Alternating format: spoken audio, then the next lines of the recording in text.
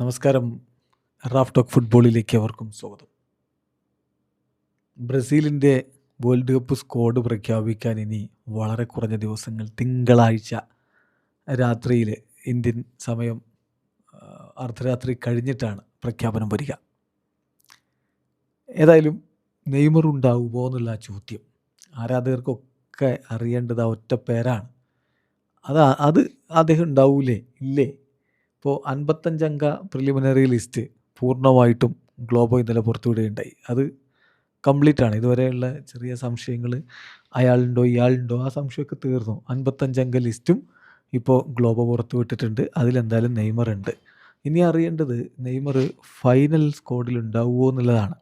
അപ്പോൾ ഫൈനൽ സ്ക്വാഡിൽ ഉണ്ടായാൽ ബ്രസീലിനുള്ള ഗുണങ്ങൾ എന്താണ്?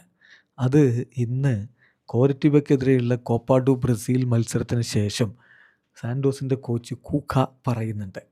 നെയ്മർ വേൾഡ് കപ്പിനുണ്ടായാലുള്ള ഗുണം എന്താണ് ബ്രസീലിന്? അദ്ദേഹം സജ്ജനാണോ വേൾഡ് കപ്പ് കളിക്കാൻ?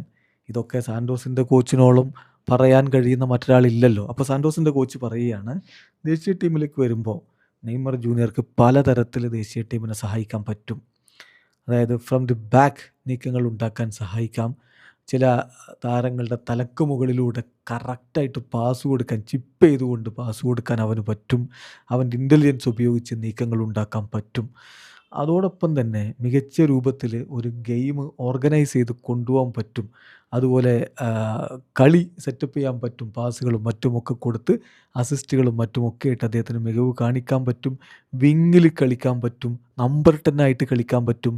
ഈവൻ ഫോൾസ് 9 ആയിട്ടും കളിക്കാൻ പറ്റും. അങ്ങനെ ഒരു വേഴ്സറ്റൈൽ പാക്കേജാണ് നെയ്മർ ജൂനിയർ. തീർച്ചയായിട്ടും വേൾഡ് കപ്പിനുള്ള അദ്ദേഹത്തിൻ്റെ സ്പോട്ട് വെൽ സെക്യൂർഡ് ആണ് എന്നാണ് ഞാൻ വിശ്വസിക്കുന്നത് എന്നാണ് ഇപ്പോൾ കൂക്ക പറയുന്നത്. അപ്പോൾ കൂക്കക്ക് വലിയ വിശ്വാസമാണ് നെയ്മർ ജൂനിയർ വേൾഡ് കപ്പ് സ്ക്വാഡിൽ ഉണ്ടാകുമെന്ന്.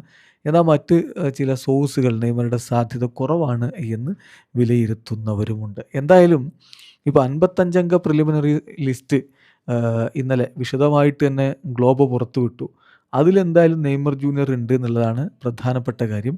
മുന്നേറ്റ നിരയിലേക്ക് വിനി ജൂനിയർ, സാമുവൽ ലീനോ, ഫ്ലെമിംഗോയുടെ താരമാണ് സാമുവൽ ലീനോ, പിന്നെ ബേൺമൗത്തിൻ്റെ റയാന്, ടോട്ടനാമിൻ്റെ റിച്ചാലീസൺ, ബാഴ്സലോണയുടെ റാഫീഞ്ഞ, ഫ്ലെമിംഗോയുടെ പെഡ്രോ, അതുപോലെ സാൻഡോസിൻ്റെ നെയ്മർ ജൂനിയർ എന്നിവരെ കോച്ച് ഉൾപ്പെടുത്തിയിട്ടുണ്ട് എന്നാണ് ഇപ്പോൾ ഏതായാലും ഗ്ലോബോ റിപ്പോർട്ട് ചെയ്യുന്നത്. ബാക്കി കാര്യങ്ങൾ കാത്തിരുന്ന് കാണാം. വീഡിയോ അവസാനിക്കുന്നു. ഫുട്ബോൾ ലോകത്തെ കൂടുതൽ വിശേഷങ്ങളുമായി റാഫ് ടോക്സിൽ എത്താം.